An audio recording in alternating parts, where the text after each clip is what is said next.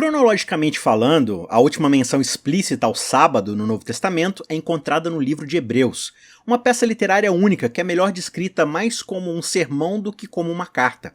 É a peça de literatura mais bem polida, mais bem trabalhada, mais poderosamente argumentada e mais teologicamente profunda. Este sermão traz imediatamente à tona o sábado, aqui em Hebreus 4, versos 1 a 11, usando como parte integrante de sua mensagem geral.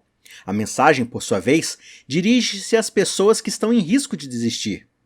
A fim de reacender a determinação dos leitores e ouvintes, Hebreus retira o álbum de família, por assim dizer, revisando fotos de uma longa fila de pessoas, como o próprio texto diz, uma imensa nuvem de testemunhas que não desistiram. No final da fila, pairando acima de todo o resto, está Jesus. Ele também enfrentou a tentação de desistir. Hebreus coloca a fidelidade de Jesus no contexto maior da fidelidade de Deus. E também neste livro, o incentivo mais forte para não desistir é a convicção de que Deus é fiel. Embora a afirmação da fidelidade de Deus não seja algo exclusivo do livro de Hebreus, a ênfase do sabá é distinta e conceitualmente exigente. Podemos dizer que o sermão desenha uma espécie de triângulo. Num dos cantos desse triângulo está marcado o futuro, no segundo canto está marcado o passado, e no terceiro vemos o presente. A ponta do futuro refere-se a uma promessa não cumprida que ainda não está em posse daqueles que apostaram suas vidas nela. Já a ponta do passado olha para uma obra completa, uma obra terminada na fundação do mundo. Já a ponta do presente em Hebreus se concentra em uma mensagem sabatariana, digamos assim, descrita como um descanso sabático que ainda resta para o povo de Deus. Hebreus representa um desafio único, porque não há um acordo entre os estudiosos quanto à autoria, audiência ou ocasião. Alguns até sugeriram que Hebreus é obra de uma mulher, talvez a valiosa colega de trabalho de Paulo, Priscila. Embora haja muito que não saibamos sobre o público original, no entanto, sabemos o suficiente para nos beneficiarmos e sabemos o suficiente para dizer que não precisamos realmente nos prendermos a esses pontos específicos. O autor da carta, ou do sermão, por assim dizer, exorta o leitor, o ouvinte, a não desistir. Ouvimos com justiça a voz desse pregador. Uma e outra vez, ele fala diretamente ao ouvinte com um certo imediatismo, que sugere um encontro cara a cara. Ele diz, tenhamos cuidado, esforcemo-nos, conservemos firmes, avancemos, corramos com perseverança, saiamos, pois, a ele. Às vezes solene, às vezes encorajador, mas sempre com grande sentimento, o autor quer que o leitor persevere. Um orador que exorta sua audiência a não desistir dificilmente diria isso, a menos que ele ou ela considerasse uma possibilidade real de que as pessoas pudessem desistir ou já estivessem fazendo isso. Uma vez que há pouco conhecimento disponível sobre o contexto e a situação original, Hebreus se torna uma mensagem a quem possa interessar. A pessoa a quem esta mensagem é dirigida é alguém que é tentado a abandonar a sua fé, quer por razões de dificuldade ou por razões que se somam à possibilidade de que o fundamento de seu compromisso não está se sustentando.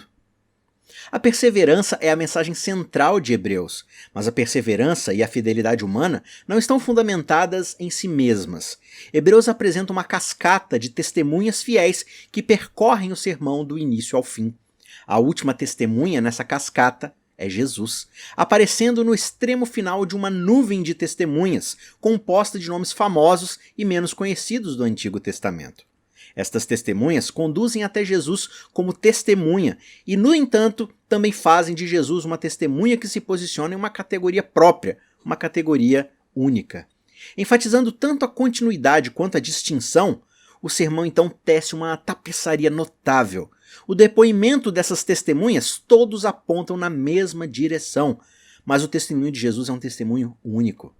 Hebreus não perde tempo para chegar ao assunto mais importante, a questão de Jesus e de sua identidade.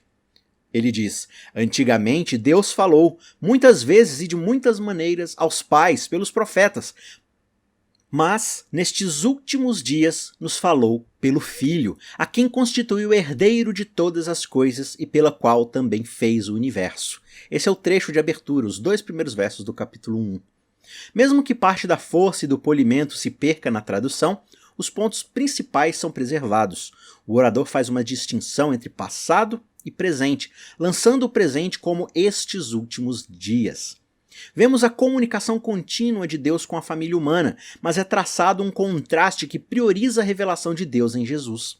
Outros elementos da frase inicial realçam o contraste. No passado, Deus falou através dos profetas, mas agora Deus falou pelo Filho. A superioridade do Filho sobre outros seres humanos, através dos quais Deus falou, não deve estar em dúvida. Não somente o Filho é feito herdeiro de todas as coisas, mas ele é também aquele através do qual Deus criou o universo. O testemunho de Jesus se destaca de qualquer outra testemunha. Ele carrega o peso de alguém que pertence à identidade de Deus. Hebreus fala longamente sobre a identidade e o caráter de Jesus. Ele é maior do que os anjos, é maior do que Moisés. Moisés foi um servo na casa de outra pessoa, mas Jesus é um filho sobre sua própria casa. Jesus também é um sacerdote maior, de uma ordem diferente dos sacerdotes da tribo de Levi. Ele é um sumo sacerdote para sempre, segundo a ordem de Melquisedeque. A questão do ser, explicitando a identidade de Jesus como alguém que traz o brilho da glória de Deus e a marca da realidade fundamental de Deus, não é a história completa. A força e a qualidade do testemunho de Jesus dependem tanto de seu caráter quanto de sua identidade. A clareza com relação à identidade de Jesus traz enorme prestígio à sua pessoa, é claro, mas é uma via de mão dupla.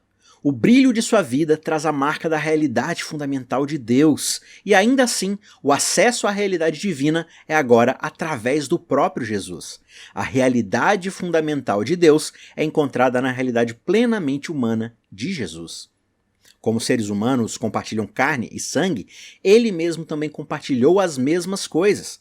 De fato, ele teve que se tornar como seus irmãos e irmãs em todos os aspectos. O conceito de fidelidade, que é tão importante no sermão, apresenta Jesus como um ser humano cuja fidelidade é modelo de fidelidade para os outros. Pois naquilo que ele mesmo sofreu quando foi tentado, é poderoso para socorrer os que são tentados, diz Hebreus 2,18. O ser humano pode às vezes se desesperar e ficar em lágrimas, assim como o próprio Jesus.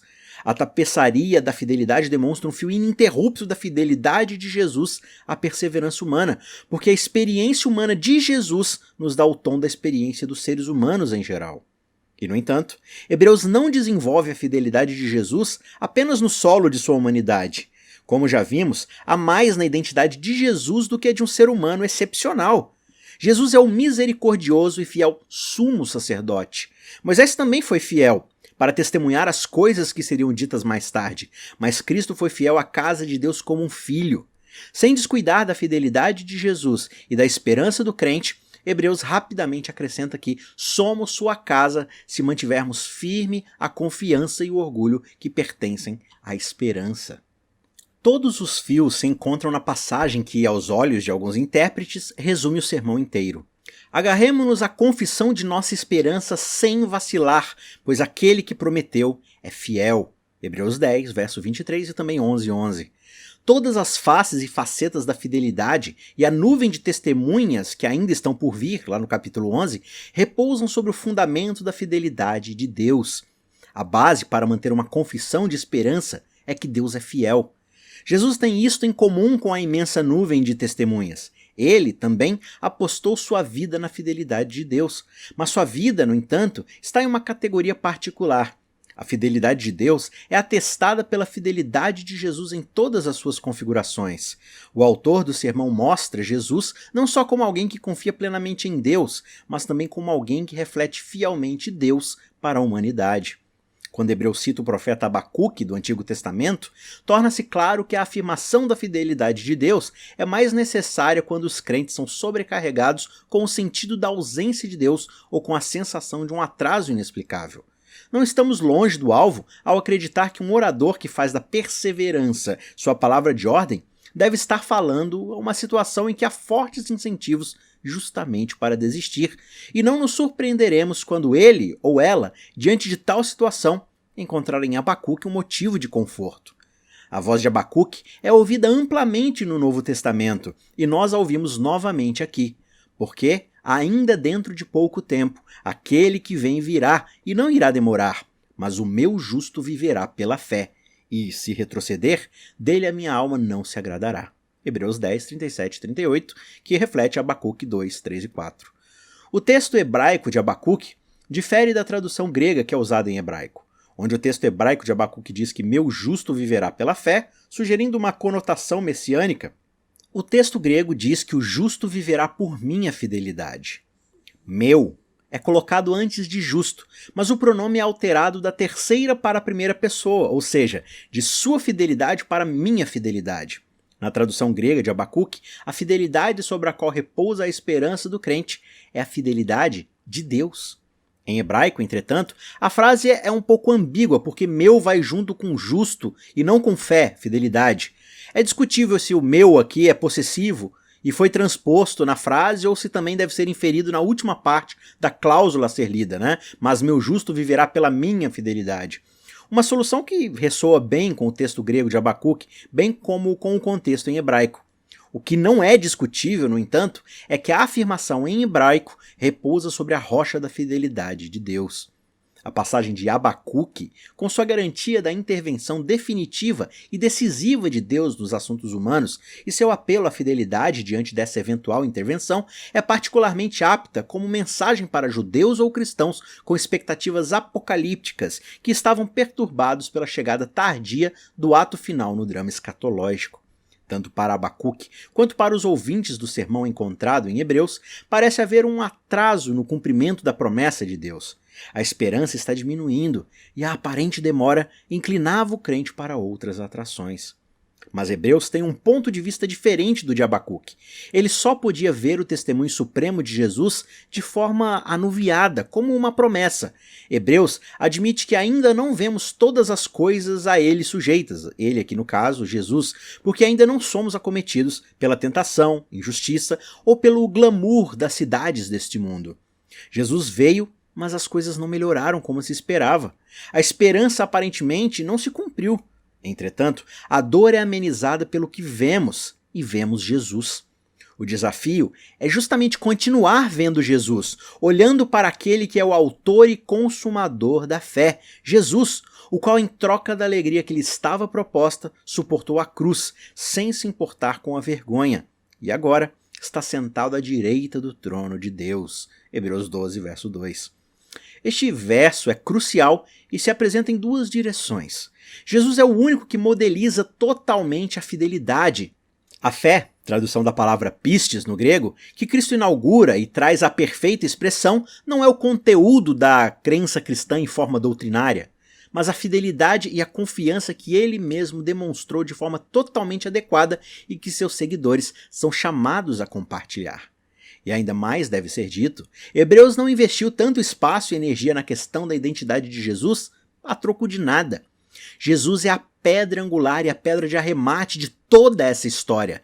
Ele é aquele que coloca a fidelidade de Deus além de qualquer sombra de dúvida. A segunda afirmação é tão importante quanto a primeira, porque a questão mais incômoda da existência humana, tanto em Abacuque como em Hebreus e além, se centra justamente na questão da fidelidade de Deus. Mas por qual razão, no contexto de sua afirmação incessante da fidelidade de Deus, o sermão traz à tona justamente o sétimo dia, no capítulo 4, verso 4? Porque ao mesmo tempo em que exorta a perseverança, a fidelidade e a esperança que depende da fidelidade de Deus, o sermão se volta para o sábado. O assunto surge imediatamente após a menção de Moisés, o fiel servo de Deus e a fidelidade de Deus.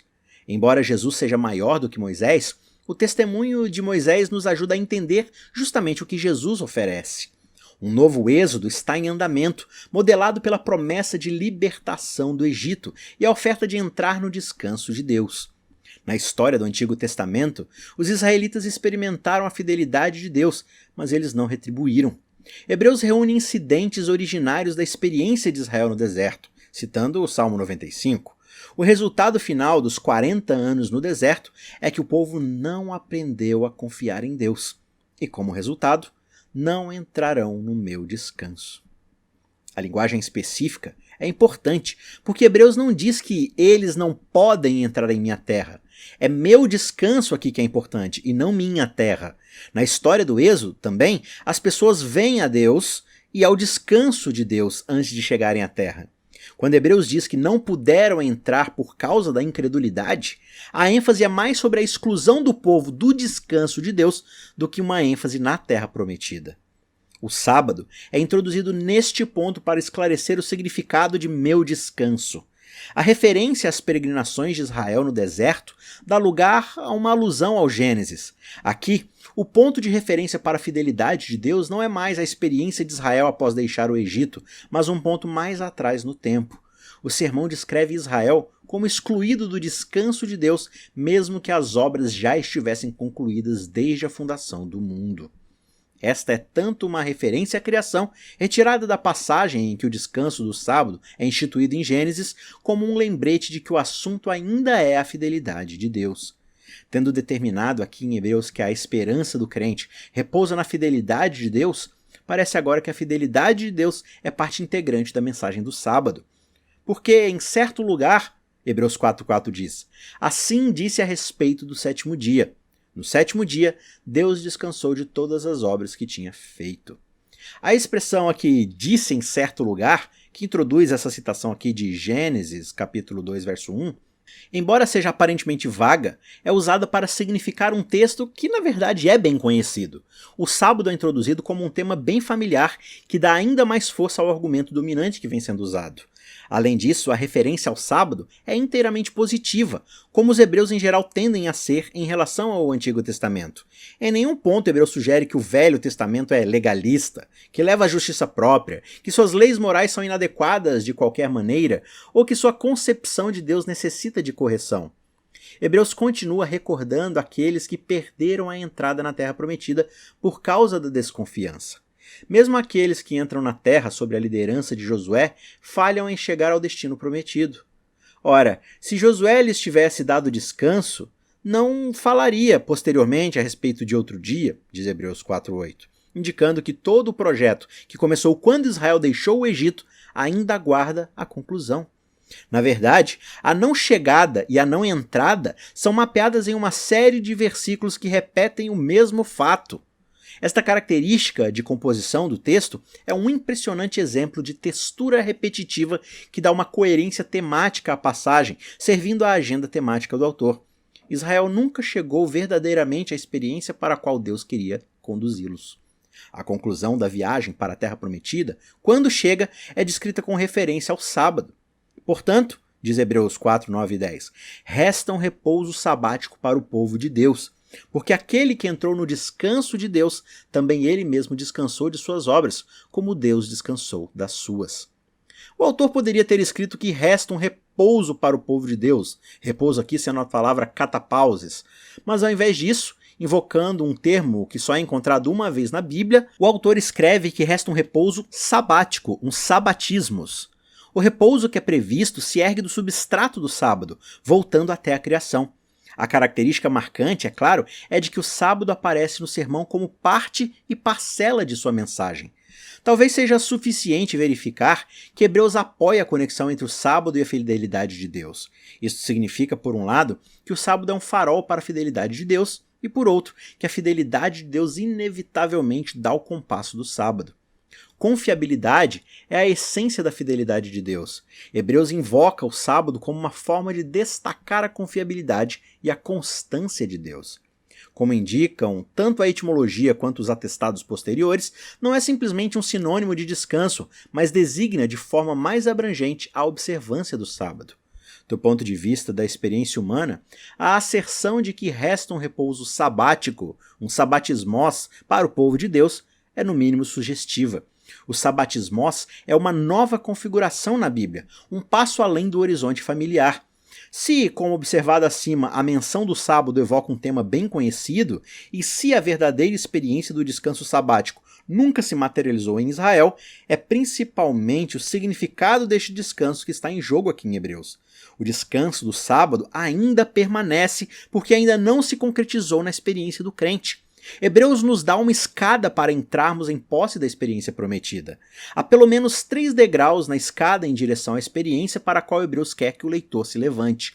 A afirmação de que a obra de Deus foi concluída desde a fundação do mundo não é simplesmente uma hipérbole e aparece em outro lugar no Novo Testamento.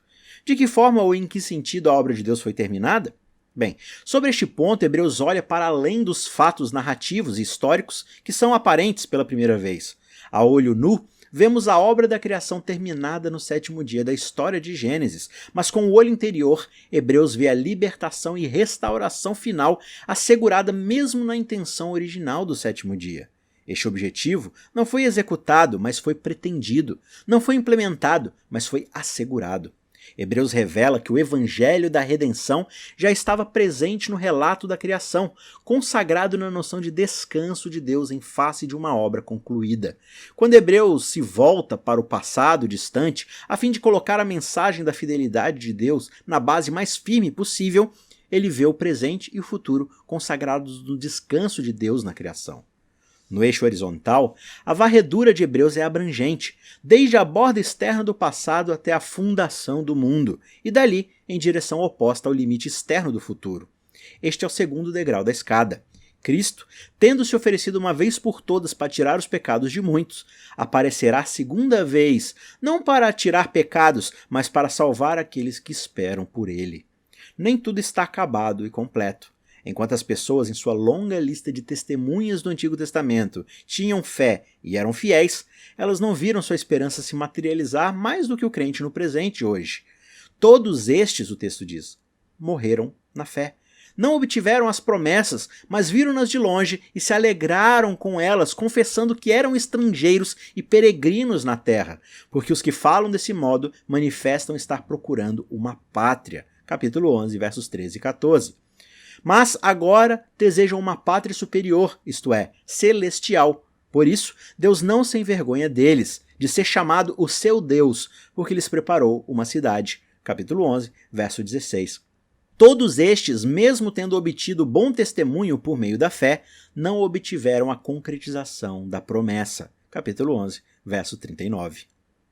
Nestas passagens, a atenção está voltada para o futuro, e a ênfase está no não cumprimento, na não entrada, e em um dia que ainda está por vir. Esta é também a experiência e a visão de Hebreus e de seu público. De fato, não temos aqui a cidade permanente, mas buscamos aquela que há de vir. Capítulo 13, verso 14. O sábado do passado atravessa as eras para apertar as mãos do sábado do futuro. A aparente tensão entre o cumprimento que é assegurado pela promessa de Deus e o não cumprimento que é evidente na experiência do crente é superada porque o sábado encarna o cumprimento de todos. Hebreus expõe uma simetria na atividade de Deus. Se a obra de Deus culminou em um descanso sabático no alvorecer dos tempos, Hebreus assume que a obra de Deus culminará em um descanso sabático no final dos tempos. A inclinação escatológica de Hebreus não pode ser enfatizada em demasia. Todas as testemunhas listadas no sermão são testemunhas tanto de uma esperança não satisfeita quanto da certeza de seu breve cumprimento. Todos estes, mesmo tendo obtido bom testemunho por meio da fé, não obtiveram a concretização da promessa, o capítulo 11, 39 e 40 diz. Porque Deus tinha previsto algo melhor para nós, para que eles, sem nós, não fossem aperfeiçoados. Sem o cumprimento futuro, a esperança do crente simplesmente está suspensa. E ainda assim, apesar do papel escatológico suspenso na expectativa, o 3º degrau da escada de Hebreus fala de uma experiência no presente. Os israelitas tiveram a porta aberta para eles em seu próprio tempo no Antigo Testamento, mas eles não puderam entrar por causa da sua incredulidade. Esta é a lição primordial em Hebreus.